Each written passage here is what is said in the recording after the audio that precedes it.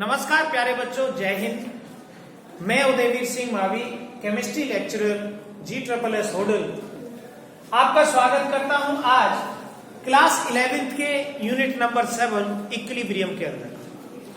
प्यारे बच्चों, इक्विलिब्रियम में हम लोग पढ़ने वाले हैं इक्विलिब्रियम का इंट्रोडक्शन, जिसमें हम पढ़ेंगे फिजिकल इक्विलिब्रियम को।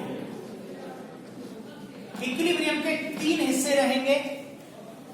सबसे पहले इंट्रोडक्शन रहेगा, जिसमें जनरल एग्जांपल्स ऑफ इक्विलिब्रियम रहेंगे। फिर हमारा सेकंड पार्ट रहेगा केमिकल इक्विलिब्रियम,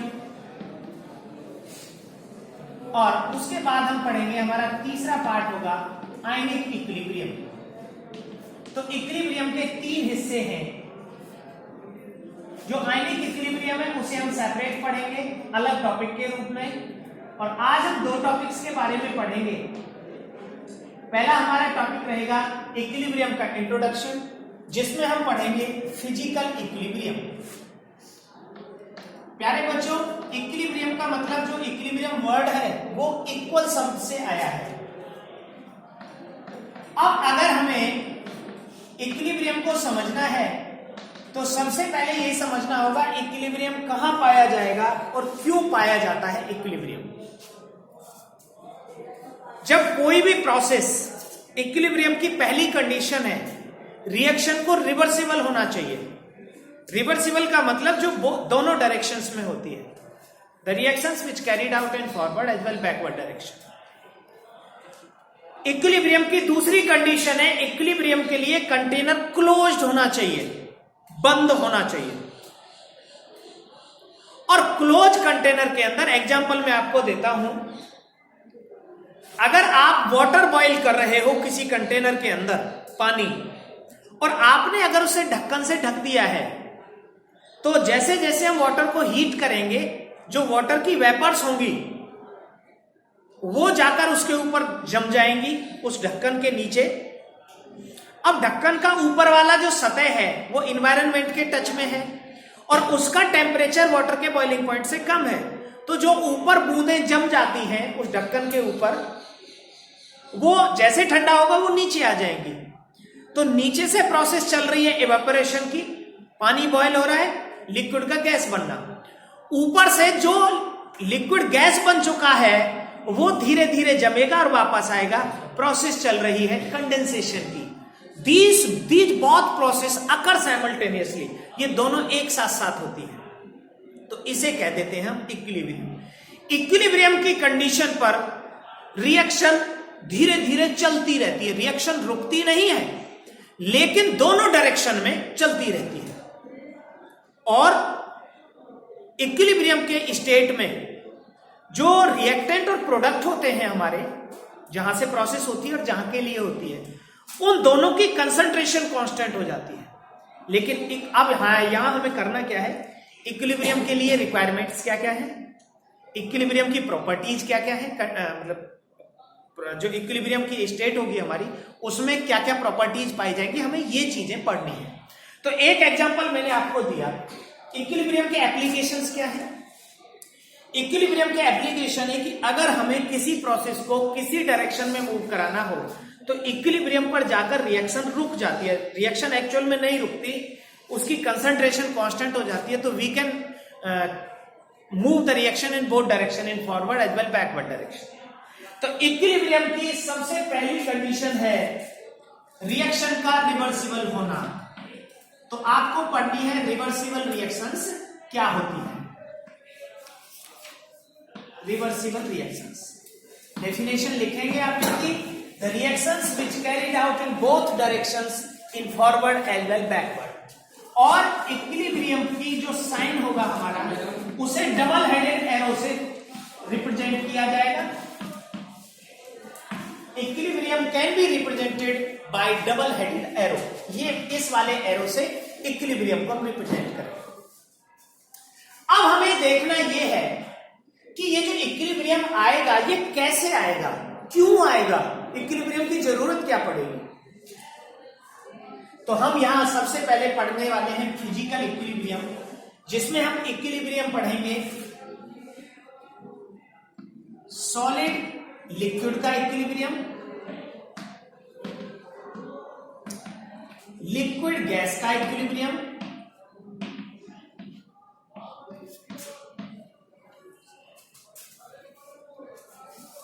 और सॉलिड गैस का इक्विलिब्रियम,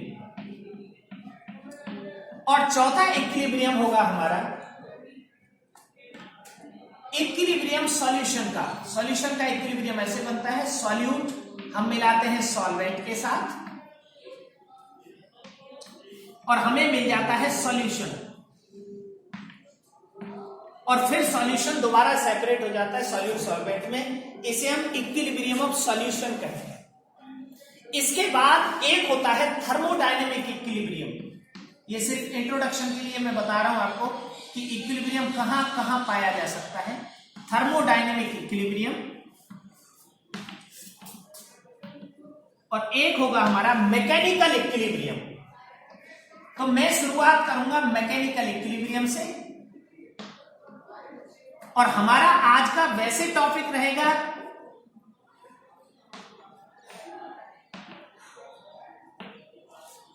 केमिकल इक्विलिब्रियम। तो सबसे पहले समझते हैं मैकेनिकल इक्विलिब्रियम। मैकेनिकल इक्विलिब्रियम क्या है? मैकेनिकल इक्विलिब्रियम है कोई भी ऑब्जेक्ट जब आप उसके दोनों साइड जो वेट और फोर्स होता है जब उसको बैलेंस कर लेते हैं तो इसको मैकेनिकल इक्विलिब्रियम कहते हैं। एग्जाम्पल के लिए आपने देखा होगा झूला, जो सीसॉ होते हैं, जो पार्क में झूला लगे रहते हैं, उस पर आप एक बच्चे को बिठाओ तो जिसका वेट ज्यादा होगा उस साइड में पट्टा झुक जाएगा, दूसरी साइड से वो उठ जाएगा। लेकिन अगर उसके ऊपर दोनों को बराबर वजन वाले लोगों को बिठा दिया जाए तो उसमें इक्विलिब्रियम एस्टेब्लिश हो जाता है। और इक्विलिब्रियम का मतलब होता है वो बीच में रुक जाता है, इस तरह से। यह है mechanical equilibrium. When force in both directions are equal, then it called mechanical equilibrium. दूसरा होता है थर्मोडायनेमिक इक्विलिब्रियम। ये हम थर्मोडायनेमिक्स में भी पढ़ते हैं, पर याद रखेंगे the condition, the necessary condition for the equilibrium is the reaction must be reversible in nature. Reaction का नेचर में रिवर्सिबल होना नेसेसरी है, अदरवाइज इक्विलिब्रियम नहीं होगा। पहली कंडीशन। और दूसरी कंडीशन है इक्विलिब्रियम की कि इक्विलिब्रियम क्लोज कंटेनर में होना चाहिए। एग्जांपल के लिए अगर आप वाटर को बॉईल कर रहे हो तो बॉईल करने के बाद, बॉईल करते हुए अगर आपने उसके ऊपर ढक्कन नहीं रखा तो जो वाटर की वेपर्स इवेपोरेट होंगी वो इन्वायरमेंट में मिक्स हो जाएंगी and they never return back to the previous position. वो दोबारा से अपनी पोजीशन में नहीं आ पाएंगे।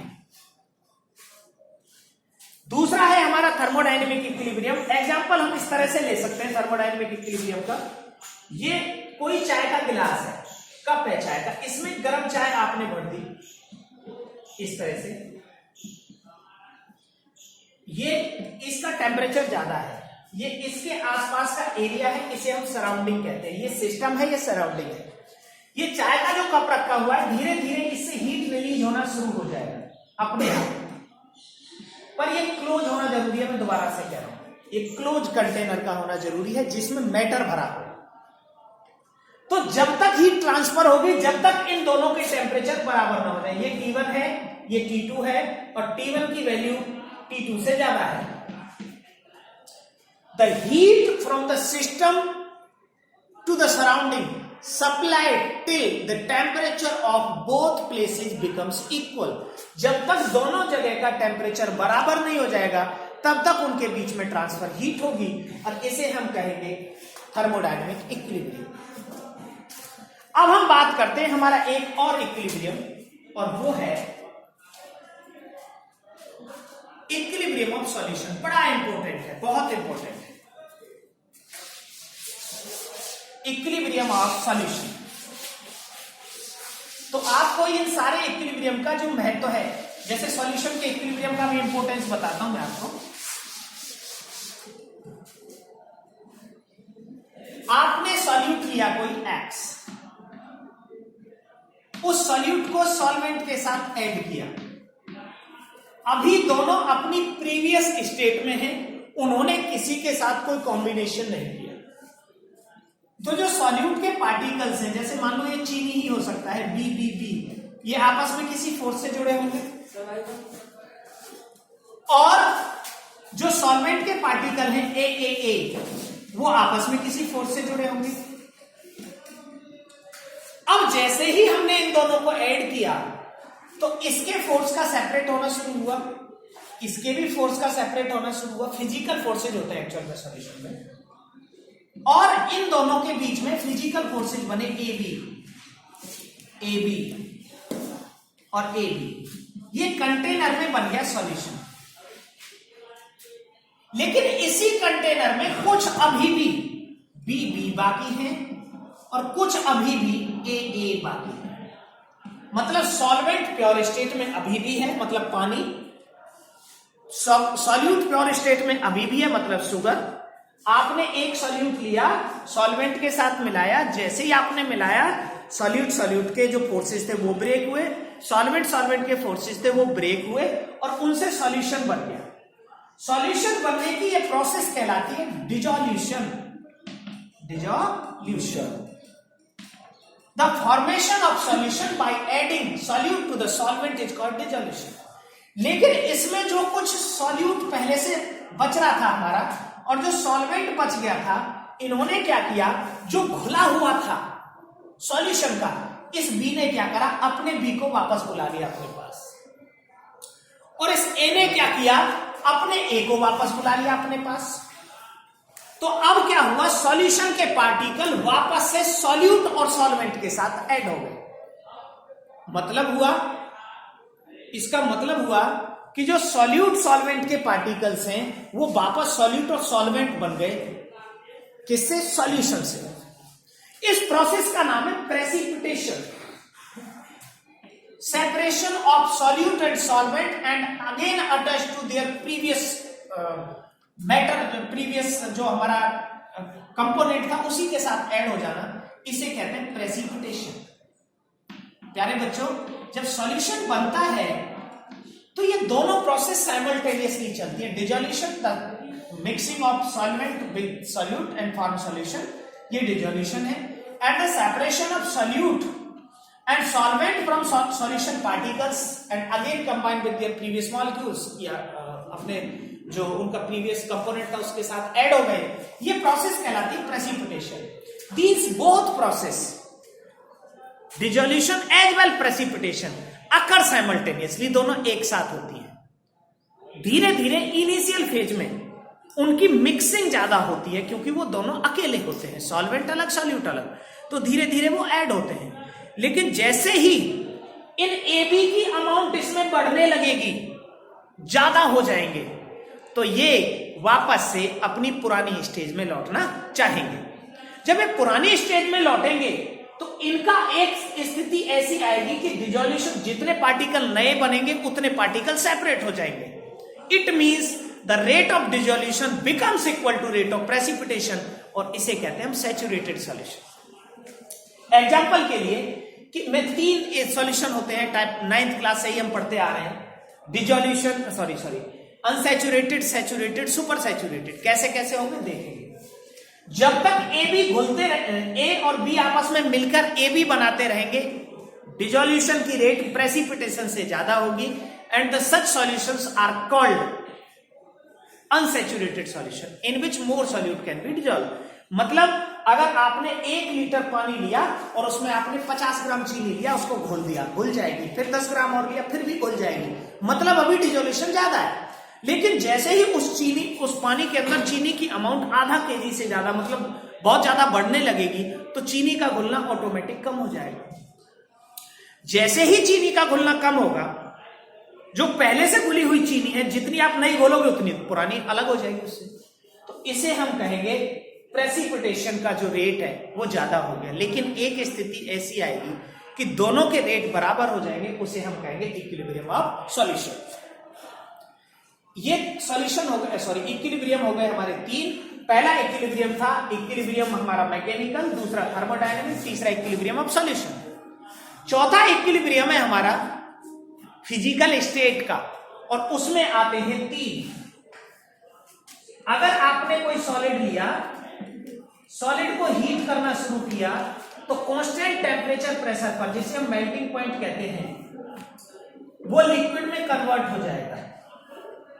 एग्जाम्पल के लिए आपने पानी लिया, या बर्फ ली, बर्फ को गर्म करना शुरू किया तो कुछ पानी बनेगा, लेकिन अगर आपने टेम्परेचर को कांस्टेंट रखा तो जितना बर्फ से पानी बनेगा उतना पानी से बर्फ बनेगी। तो इसे हम कहेंगे, जब मेल्टिंग की रेट फ्यूजन के बराबर हो जाएगी तो ये सॉलिड लिक्विड इक्विलिब्रियम कहलाएगा। अगर हम लिक्विड को हीट करेंगे तो बॉइलिंग पॉइंट के ऊपर होगा वेपराइजेशन और कोई भी बन जाएगा गैस। लेकिन मैंने एग्जांपल दिया था आपको बॉइलिंग वाटर का कि अगर आपने उसे कंटेनर से ढक दिया तो कंटेनर से ढकने के बाद वो जो वेपर्स ऑलरेडी वहां बनी हुई थी वो वेपर धीरे धीरे उस बॉटम में सेटल होती जाएंगी और जैसे जैसे बॉटम में सेटल होती जाएंगी ये प्रोसेस कहलाएगी कंडेंसेशन। और when the rate of condensation becomes equal to rate of vaporisation तो इसे हम कह देंगे लिक्विड गैस इक्विलिब्रियम। सेम एक ऐसा टेम्परेचर होता है जिस पर ये तीनों स्टेट आपस में इक्विलिब्रियम में पाई जाती हैं। यहां से यहां तक सब्लिमेशन होता है, सॉलिड का डायरेक्ट गैस में कन्वर्ट होना, the process is known as sublimation. और इसी तरह गैस का डायरेक्ट सॉलिड में कन्वर्ट होना, again the process is sublimation. जब दोनों प्रोसेस की रेट बराबर हो जाए तो हम उसे कह देंगे सॉलिड गैस इक्विलिब्रियम। ये ट्रिपल पॉइंट पर पॉसिबल होता है। तो प्यारे बच्चों, ये था इंट्रोडक्शन हमारे फिजिकल इक्विलिब्रियम का या इक्विलिब्रियम का। इन इक्विलिब्रियम के इंपॉर्टेंस ये होते हैं कि हम वहां से प्रोसेस को किसी भी डायरेक्शन में मूव करा सकते हैं और अपने हिसाब से चेंज कर सकते हैं, क्योंकि इक्विलिब्रियम पर रिएक्शन हमारी रुक जाती है और जब रिएक्शन रुक जाएगी तो रिएक्शन रुकने के बाद हम जिधर चाहें उसे चेंज कर सकते हैं। एग्जाम्पल के लिए अगर सॉल्यूशन ही आप बना रहे हो, अच्छा एक चीज और कि अगर आपको किसी का ये पता करना हो कि मैक्सिमम कितना सॉल्यूट उसमें डाला जा सकता है तो हम इक्विलिब्रियम पर ही पता करेंगे, उसे हम उसकी सॉल्युबिलिटी बोलते हैं। 100 ग्राम सैचुरेटेड सॉल्यूशन में जितना सॉल्यूट प्रेजेंट होता है वो उसकी सॉल्युबिलिटी होता है। तो solubility can be find out at equilibrium. तो ये था इक्विलिब्रियम का इंट्रोडक्शन। और प्यारे बच्चों, अब हम बात करेंगे केमिकल इक्विलिब्रियम के बारे में और सबसे पहले केमिकल इक्विलिब्रियम के कंटेंट्स हम लोग पढ़ेंगे। प्यारे बच्चों, अब हम पढ़ेंगे सबसे पहले केमिकल इक्विलिब्रियम के कंटेंट्स क्या क्या है। तो केमिकल इक्विलिब्रियम, अभी तक फिजिकल इक्विलिब्रियम के बारे में जान रहे थे। फिजिकल इक्विलिब्रियम पर जो मटेरियल्स होते हैं उनके रंग, रूप और प्रॉपर्टी चेंज नहीं होते फिजिकल प्रॉपर्टीज में, लेकिन केमिकल प्रॉपर्टीज में उसका कंपोजिशन चेंज हो जाता है, उसके गुण बदल जाते हैं, उसका टेस्ट बदल जाता है। तो ऐसी प्रोसेस जिसमें किसी एक मैटर से दूसरा मटेरियल तैयार हो जाए उसको हम केमिकल चेंजेस कहते हैं। लेकिन कंडीशन अब भी जो पहली कंडीशन है वो बनी रहेगी, रिएक्शन का रिवर्सिबल होना नेसेसरी है, अदरवाइज इक्विलिब्रियम नहीं होगा। तो सबसे पहले केमिकल प्रोसेस के अंदर in the chemical reactions when the rate of forward reaction becomes equal to rate of backward reaction, reversible reaction हो और rate of forward reaction rate of backward reaction के बराबर हो जाए तो हम उसे कहेंगे केमिकल इक्विलिब्रियम। तो इसके कंटेंट्स में सबसे पहला कंटेंट यही रहेगा, रेट ऑफ रिएक्शन क्या है। तो आज हम जानेंगे रेट ऑफ रिएक्शन और दूसरा टॉपिक हमारा रहेगा factor affects the rate of reaction. और फैक्टर अफेक्ट्स में हम पढ़ेंगे कंसंट्रेशन का इफेक्ट और law of mass action given by Guldberg and वार्गी। प्यारे बच्चों, एक बात मैं आपको बता देता हूं जो काफी इंपॉर्टेंट है। जो फैक्टर अफेक्ट करेंगे या जो ये आप केमिकल इक्विलिब्रियम टॉपिक पढ़ेंगे, ये आप जब 12th क्लास में जाएंगे तो 12th क्लास में 4th यूनिट है केमिकल काइनेटिक्स और वो 100% डिक्टो यहीं से आगे बढ़ेगा। वहां पहला टॉपिक ही होगा रेट ऑफ रिएक्शन, तो उधर चेंज नहीं आएगा। तो प्यारे बच्चों, हम पढ़ेंगे रेट ऑफ रिएक्शन क्या है, आर से भी डिनोट करते हैं इसे dx ओवर dt से भी लिखते हैं, इसे -dr ओवर dt से भी रिप्रेजेंट करते हैं, या इसे +dp ओवर dt से भी रिप्रेजेंट करते हैं। और इसकी यूनिट होती है मोल पर लीटर पर सेकेंड। इसको मैं अभी डिफाइन करूंगा आपको। फिर हम पढ़ेंगे factor affects the rate of reaction, और इन फैक्टर्स में सबसे पहला होगा कंसंट्रेशन का इफेक्ट, दूसरा इफेक्ट आएगा हमारा टेम्परेचर का,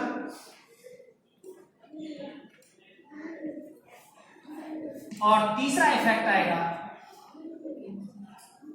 कैटलिस्ट का। ये तीन ऐसे फैक्टर हैं, और एक और भी हम करा सकते हैं, नेचर ऑफ रिएक्टेंट। रिएक्टेंट की जो नेचर होगी वो भी रिएक्शन के रेट को अफेक्ट करेगी। हमारा नेक्स्ट टॉपिक रहेगा, third topic, equilibrium constant KC. Equilibrium constant KC important है, काफी न्यूमेरिकल्स इससे पूछे जाएंगे। फिर हमारा नेक्स्ट टॉपिक रहेगा relation between KP and KC.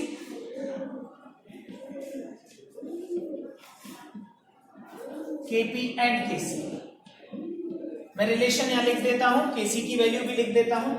KC is equal to होता है प्रोडक्ट की कंसंट्रेशन सीबी अपॉन एबी, और केपी केसी का रिलेशन होता है KP is equal to KC RT की पावर डेल्टा एन। ये आरटी हमारा गैस कांस्टेंट। और इसके बाद हमारा सबसे लास्ट का इंपॉर्टेंट टॉपिक रहेगा फैक्टर अफेक्ट्स इक्विलिब्रियम, और इसमें हम पढ़ेंगे ले चैटेलियर प्रिंसिपल।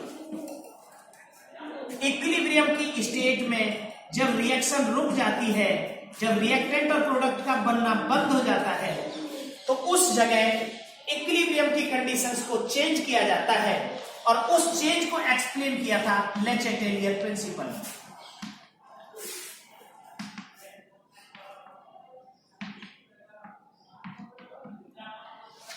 तो प्यारे बच्चों, ये है केमिकल इक्विलिब्रियम के कंटेंट्स। अब हमारा सबसे पहला टॉपिक रहेगा रेट ऑफ रिएक्शन। इसको हम समझें। रेट ऑफ रिएक्शन क्या है, आप इसको एक सरल, बिल्कुल सरल शब्दों में मैं आपको समझाऊंगा। एग्जाम्पल के लिए, आपने एक वाटर का टैंक, पानी की टंकी आप देखते हैं, अपने घरों में भी होती है हम सभी के। एक वाटर का टैंक है, फुल भरा हुआ है, उसमें एक टेप लगा हुआ है। जैसे ही आपने टेप को ऑन किया, उस टंकी में से पानी का निकलना शुरू हो गया। उसी के बगल में आपने दूसरी टंकी रख दी जो खाली थी बिल्कुल, और उस टेप का जो पाइप था उस सेकंड टंकी में कनेक्ट कर दिया। तो जो पूरी भरी हुई टंकी थी, उस भरी हुई टंकी से पानी धीरे धीरे कहां जाएगा, खाली हुई टंकी में। अब इसका पानी कम होता जाएगा, इसका पानी बढ़ता जाएगा। एक टाइम ऐसा आएगा जब दोनों वाटर टैंक का लेवल बराबर हो जाएगा, और जब बराबर हो जाएगा तो वाटर कहीं भी मूव नहीं करेगा। शुरुआत में इसका पानी इधर जितना फ्लो होगा पर सेकंड, टैंक ए से टैंक बी की ओर जो वाटर फ्लो होगा पर सेकंड, जितने लीटर पर सेकंड होगा, वो होगा उसका रेट ऑफ फ्लो। अब ऐसे ही अगर हम यहां रिएक्टेंट्स और प्रोडक्ट को देखें, तो यहां पर सबसे पहला ये देखना है फ्लो होता क्या है। भाई, जैसे पानी के टैंक में तो पानी फ्लो हुआ, तो यहां क्या फ्लो होगा जी? यहां फ्लो होगा उनका मास, उनकी कंसंट्रेशन। धीरे धीरे रिएक्टेंट की कंसंट्रेशन घटती जाएगी और प्रोडक्ट की कंसंट्रेशन बढ़ती जाएगी। आप कोई रिएक्शन का एग्जाम्पल ले सकते हैं, जैसे मैं दो एग्जाम्पल लिखूंगा। एक तो कॉमन एग्जाम्पल हमारा होगा, कॉमन एग्जाम्पल होगा A plus D is equal to product बनेंगे हमारे सी प्लस डी। और एक एग्जाम्पल हम ले सकते हैं 3H2 plus N2 is equal to 2NH3। ये अमोनिया का बनना है हैबर प्रोसेस से। हम देखेंगे कि इसका जो पहले कंसंट्रेशन है रिएक्टेंट्स की, वो ज्यादा होगी शुरुआत में, धीरे धीरे प्रोडक्ट की कंसंट्रेशन बढ़ने लगेगी। एट टाइम टी हम इनकी कंसंट्रेशन को R1 मान लें, और इनकी कंसंट्रेशन वहां रहेगी P1। कुछ समय के बाद इनकी कंसंट्रेशन हो जाएगी R2, इसे T1 टाइम पर और इसे T2 टाइम पर। इनकी कंसंट्रेशन R2 हो जाएगी और इसकी कंसंट्रेशन P2 हो जाएगी। शुरुआत में R1 ज्यादा होगा R2 से और P1 कम होगा P2 से। तो इनकी कंसंट्रेशन में टाइम के साथ जो चेंज आया, कंसंट्रेशन को मोल पर लीटर से एक्सप्लेन करते हैं। The change in the concentration R2 minus R1 upon T2 minus T1 और या P2 minus P1 upon T2 minus T1, ये होगा rate. The change in the concentration of reactant and product with time called rate of reaction. अब यहां पर ये जो R1 है ये ज्यादा है, तो ये आएगा minus delta R upon delta T और ये आएगा plus delta P upon delta T। अगर हम इसे नॉर्मल टर्म में लिखेंगे तो इसे लिख देंगे हम dx ओवर dt और जो dx है वो है चेंज इन कंसंट्रेशन।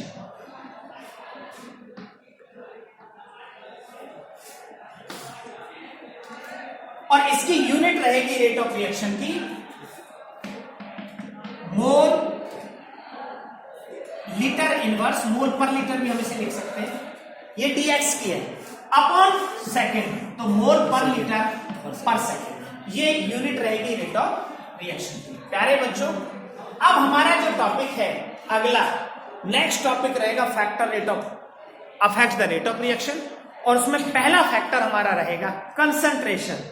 और कंसंट्रेशन के इफेक्ट को एक्सप्लेन किया था गुल्डबर्ग एंड वागे ने। लॉ ऑफ मास एक्शन दिया। क्या कहा गुल्डबर्ग और वागे ने? उसने कहा the rate of any chemical reaction, आप लिखेंगे लॉ ऑफ मास एक्शन,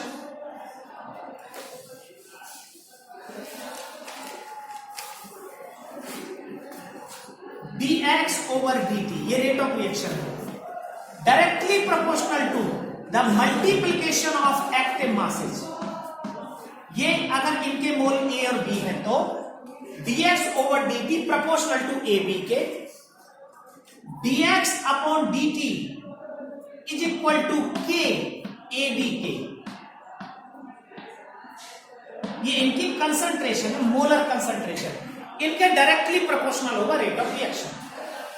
अब क्योंकि रिएक्शन ये रिवर्सिबल है, दोनों डायरेक्शन में होती है, तो रिवर्सिबल रिएक्शन के लिए A plus B is equal to C plus D, तो फॉरवर्ड रिएक्शन के प्रोडक्ट तो होंगे ये वाले, और backward reaction sorry reactant, forward reaction के लिए रिएक्टेंट तो होंगे ये क्योंकि इधर चल रही है, और बैकवर्ड रिएक्शन के लिए रिएक्टेंट होंगे ये, तो इसे हम कह देंगे RF rate of forward reaction, और ये हो जाएगा हमारा KF रेट कांस्टेंट। इसी तरह rate of backward reaction RB is equal to KB C D, और ये जो C और D है स्मॉल CD, ये नंबर ऑफ मोल्स हैं रिएक्टेंट और प्रोडक्ट के रेस्पेक्टिवली। अब इक्विलिब्रियम कहता था when the rate of forward reaction becomes equal to rate of backward reaction, इसे इक्वेशन 1 और इसे इक्वेशन 2 का नाम दे दो और दोनों को बराबर कर दो। When RF becomes equal to RB, ये लॉ ऑफ मास एक्शन है, the rate of any chemical reaction directly proportional to the multiplication of active masses of reactants. Active masses concentration ही होते हैं, स्क्वायर ब्रैकेट में represent किया जाता है। Active mass the molar concentration which available for reaction is called active mass. इन दोनों को बराबर करने पर आएगा हमारा KF AB is equal to KBCD। दोनों को KB को आगे ले जाओ और AB को पीछे ले जाओ, तो ये हो जाएगा हमारा KF upon KB is equal to CD upon AB।